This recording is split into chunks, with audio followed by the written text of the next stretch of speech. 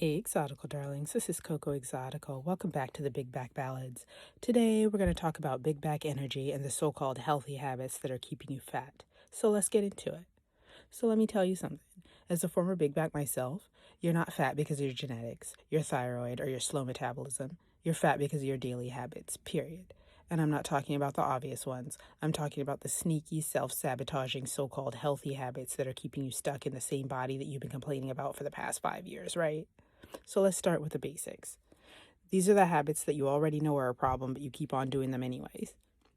First is eating your feelings instead of dealing with your feelings. You eat when you're stressed, you eat when you're bored, you eat just because it's there. You're using food as a coping mechanism because it's easier than sitting with the discomfort, right?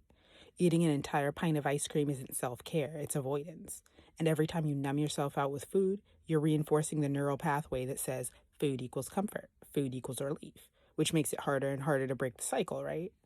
Think about how many times you've had a bad day at work and gone straight to the drive-thru afterwards. Or how you treat yourself every Friday because you made it through the week.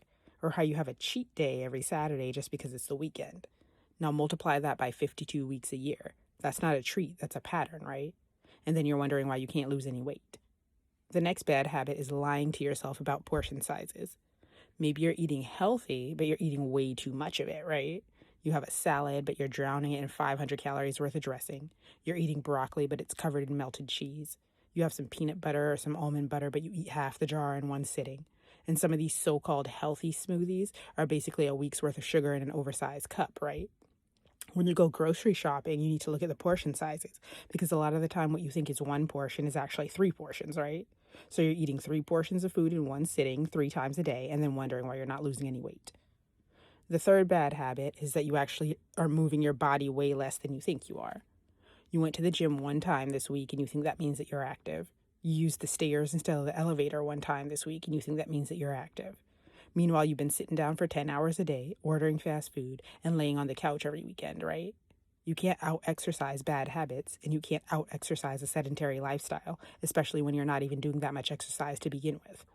Most people are eating between 3,000 to 4,000 calories a day, and then they want to go to the gym once or twice a week and burn 500 calories, and then they wonder why they're not losing any weight. Now let's talk about the habits that sound healthy, but are actually sabotaging you instead. These are the ones that keep you stuck because you genuinely believe that you're doing the right thing. First is intuitive eating. Intuitive eating only works if you've actually healed your relationship with food and you can actually listen to your body's hunger cues, right?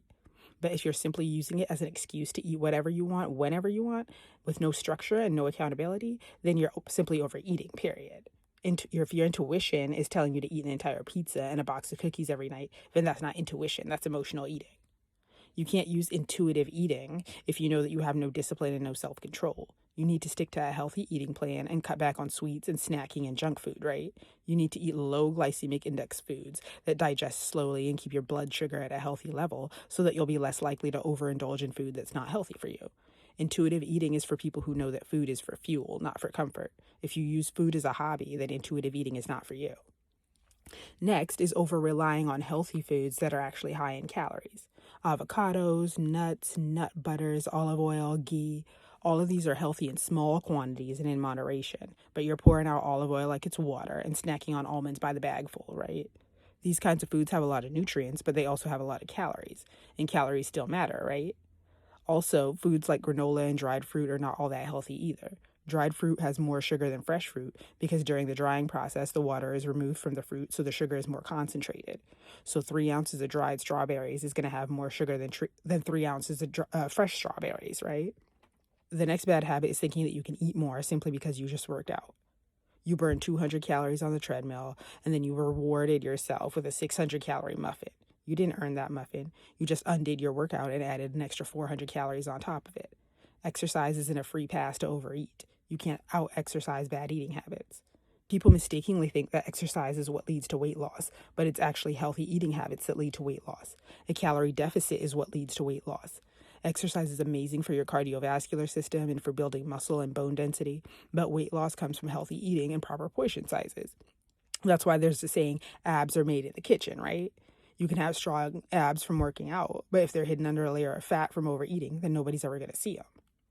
The next bad habit is obsessing over clean eating but ignoring your total intake. So you're eating organic, grass-fed, gluten-free, everything, which is great, but you're still eating too much of it. Being healthy and being lean are not the same thing. You could eat the cleanest diet in the world and still be overweight if you're in a calorie surplus, right? Like I said, you need to be in a calorie deficit in order to lose weight.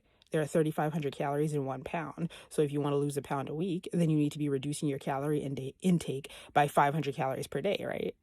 Another bad habit is skipping meals and then overeating later. You skip breakfast, you have a tiny lunch, you tell yourself you're being good today, then by 8 p.m. you're ravenous and you devour everything in sight. That's not being disciplined, that's being in a bad cycle. Don't skip meals if you're actually hungry, just make sure that you're not eating 2,000 calorie meals 3 times a day, right? For a lot of people, food isn't just fuel, it's comfort, it's reward, nostalgia, love. Maybe your mom showed love by cooking, or you celebrated every big milestone with food and cake. You soothed every heartbreak with a pint of ice cream and fast food takeout. And now when you try to change your relationship with food, it feels like you're losing a part of yourself, and that's what makes it so emotional, right? So this is where we have to consider instant gratification versus delayed results. When you're eating feels good right now, while weight loss takes weeks or months to show up, right? Your brain is wired to prioritize immediate gratification over future benefit. That's why the donut wins over the body that you want 6 months from now. You have to rewire your brain to learn how to value long-term rewards more than short-term dopamine hits. This is where the discipline comes in, right? And nobody's perfect. Everyone's going to slip up here and there every once in a while. The idea is to stay consistent, right? You can't slip up and eat one cookie and then feel like, oh, well, I've ruined the day anyway. So you say screw it and eat the entire box of cookies. One cookie isn't a failure. It's the 10 cookies after that that's the problem. You have to learn how to move on instead of spiraling at every mistake, right? If you slip up and you eat something that's not on your healthy eating plan, just pick right back up and continue eating healthy. This is what slim people do, right? We still eat dessert. We still eat junk food. We just don't eat it every day. And we definitely don't say screw it and eat the entire pizza just because we ate 2 slices instead of one that day, right? Another bad habit is that your environment is set up for failure. Your pantry is full of unhealthy snacks and junk food. Your coworkers bring in donuts every Friday. Your family pressures you to overeat oversized portions of food. You go out with friends eating and drinking every weekend. Your environment is constantly working against you, so you need to change your environment. Don't keep junk food and unhealthy snacks in the house if you know that you're not going to be able to resist them. If you know that Susan always brings donuts into work every Friday, then have a nice healthy breakfast every Friday morning so that you're already full and you won't want to eat anything else. If your friends are going out for dinner and then they're going dancing afterwards, skip the dinner and meet them up to go dancing, right? That way you're not overeating and you're going to be burning calories while you're dancing as well. Change your environment and set yourself up for success instead of for failure. Losing weight and keeping it off isn't about perfection. It's about consistency, honesty, and being willing to face the uncomfortable truth that you are the common denominator, right? Your bad habits got you here, and your good habits are going to get you out, right? Stop lying to yourself about portion sizes. Stop using intuitive eating as an excuse to overeat whatever you want. Stop letting your environment and your emotions control your choices. And stop letting people who are stuck in their own mess try to pull you back down. So tell me about it. Which bad habits are you committed to getting rid of right now? Let me know in the comments, and I'll see you again next time. Bye.